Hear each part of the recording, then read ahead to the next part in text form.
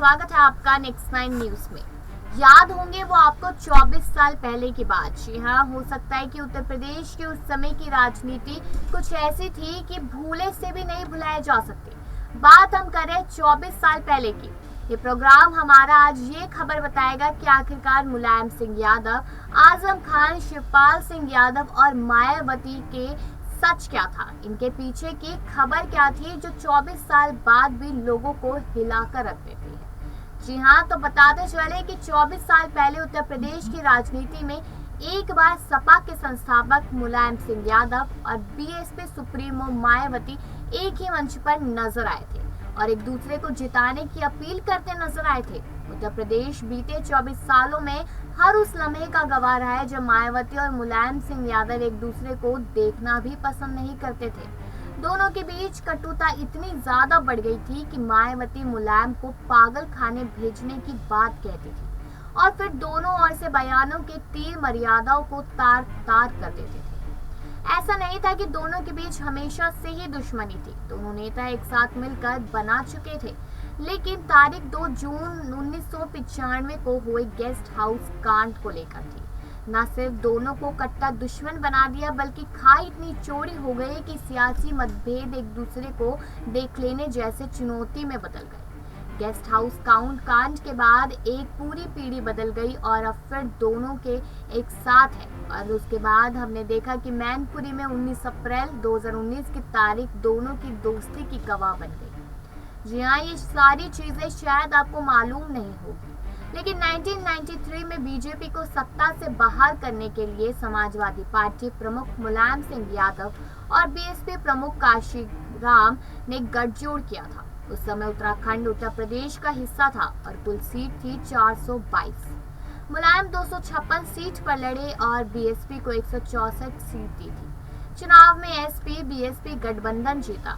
SP को 109 और BSP को 67 सीट मिली थी। इसके बाद मुलायम सिंह यादव बीएसपी के समर्थन से मुख्यमंत्री बने, लेकिन आपसी मनमुटाव के चलते 2 जून 1995 को बसपा ने सरकार से समर्थन वापस ले लिया और समर्थन वापसी की घोषणा कर दी। इस वजह से मुलायम सिंह की सरकार अल्पमत में आ गई।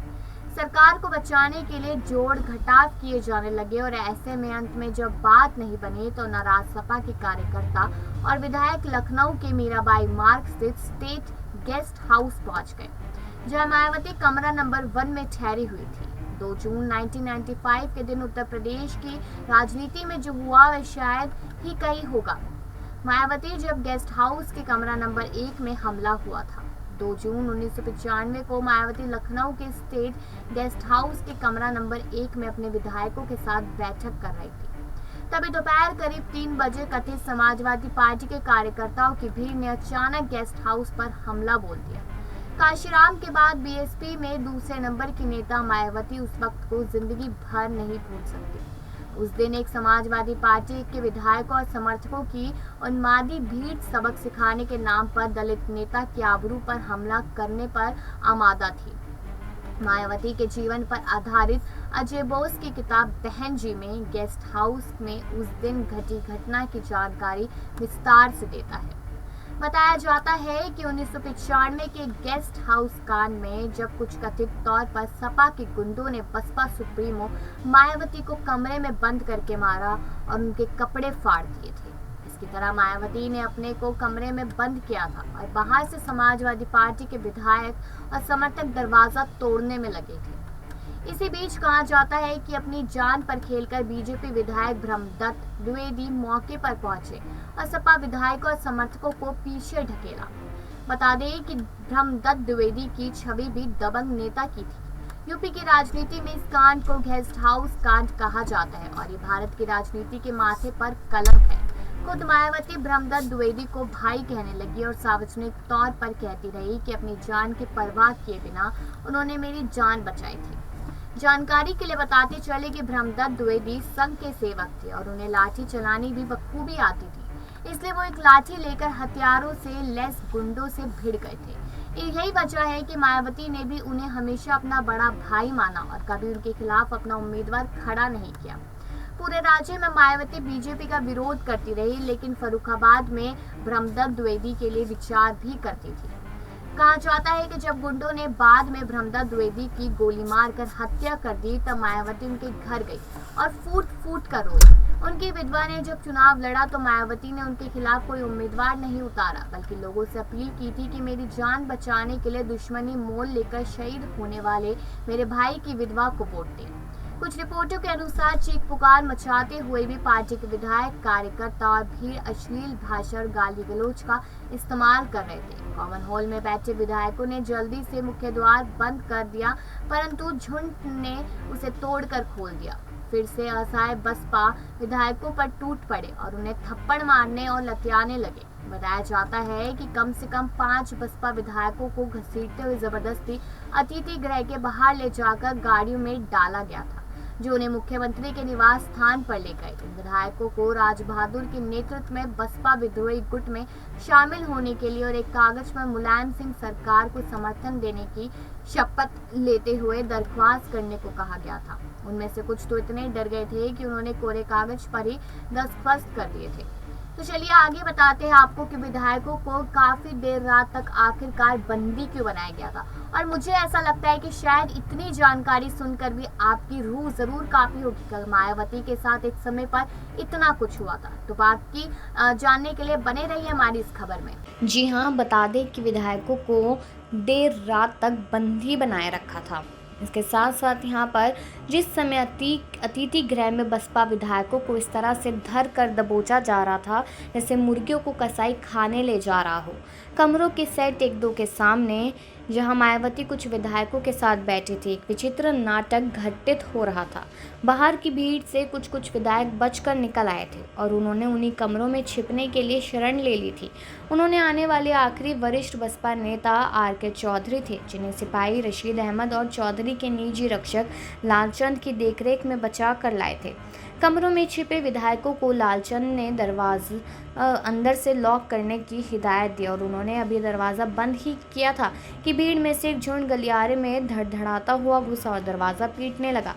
मायावती को 2 कनिष्ठ पुलिस अफसरों हिम्मत ने बचाया। वे थे विजयभूषण, जो हरदगंज स्टेशन के हाउस अफसर थे, और सुभाष सिंह बघेल, जो एसएचओ थे, जिन्होंने कुछ सिपाहियों को साथ लेकर बड़ी मुश्किल से भीड़ को पीछे धकेला।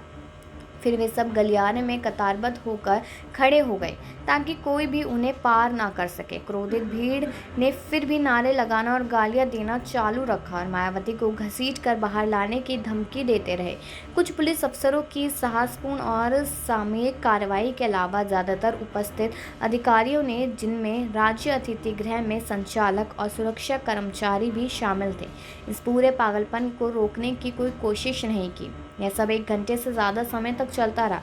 कई बसपा विधायकों और कुछ पुलिस अधिकारियों के ये बयान स्तंभित करने वाले थे। जब विधायकों को अपहरण किया जा रहा था और मायावती के कमरों के आक्रमण हो रहा था, उस समय वहां लखनऊ के senior superintendent of police OP Singh भी मौजूद थे। चश्मदीदों के अनुसार वे सिर्फ खड़े हुए सिगरेट फूंक रहे थे। आक्रमण शुरू होने के तुरंत बाद रहस्यात्मक ढंग से अतिथि गृह की बिजली और पानी की सप्लाई काट दी गई। प्रशासन की मिलीभगत का एक और संकेत, लखनऊ के जिला मजिस्ट्रेट वहां पहुंचने के बाद ही वहां की परिस्थिति में सुधार आया। उन्होंने क्रोधित भीड़ का डटकर मुकाबला करने की हिम्मत और जागरूकता का परिचय दिया।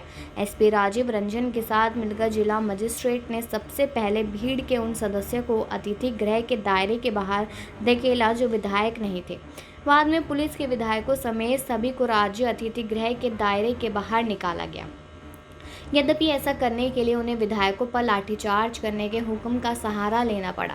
फिर भी सपा के विधानसभा सदस्यों के खिलाफ कार्रवाई न करने की मुख्यमंत्री के कार्यालय से मिली चेतावनी को अनसुनी करके वे अपने फैसलों पर डटे रहे। अपनी ड्यूटी बिना डरे और पक्षपात न करने के फलस्वरूप रात 11 बजे के बाद जिला मजिस्ट्रेट के लिए तत्काल प्रभावी रूप से तबादले का हुक्म जारी कर दिया।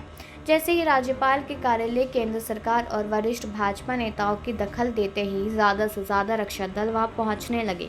अतिथि गृह के अंदर की स्थिति नियंत्रित होती गई। जब रक्षकों ने बिल्डिंग के अंदर और बाहर कब्जा कर लिया, तब गालियां, धमकियां और नारे लगाती हुई भीड़ धीरे धीरे कम होती चली गई। मायावती और उनके पार्टी विधायकों के समूह को, जिन्होंने अपने आप को कमरे के सेट 1-2 के अंदर बंद किया हुआ था। यकीन दिलाने के लिए जिला मजिस्ट्रेट और अन्य अधिकारियों को बाहर अनुरोध करना पड़ा कि अब खतरा टल गया था और वे दरवाज़ा खोल सकते हैं। जब उन्होंने दरवाज़ा खोला तब तक काफ़ी रात हो चुकी थी। इसी के बाद से मायावती और मुलायम सिंह के रिश्ते खराब हो गए। इसके बाद से 24 साल तक दोनों दलों के बीच ना तो चुनाव पूर्व और ना ही चुनाव के बाद कोई गठबंधन हुआ है। अब देखना यह है कि गेस्ट हाउस कांड से एसपी बीएसपी में हुई दुश्मनी क्या अपना रुख बदलती है या फिर नहीं। लेकिन आपको कैसी लगी ये जानकारी, जो अनोखी सी जानकारी थी जिसके बारे में शायद आपको कुछ मालूम नहीं था। अपनी राय ज़रूर दीजिएगा और बाकी ऐसी खबरों के लिए देखते रहिए नेक्स्ट 9 न्यूज़।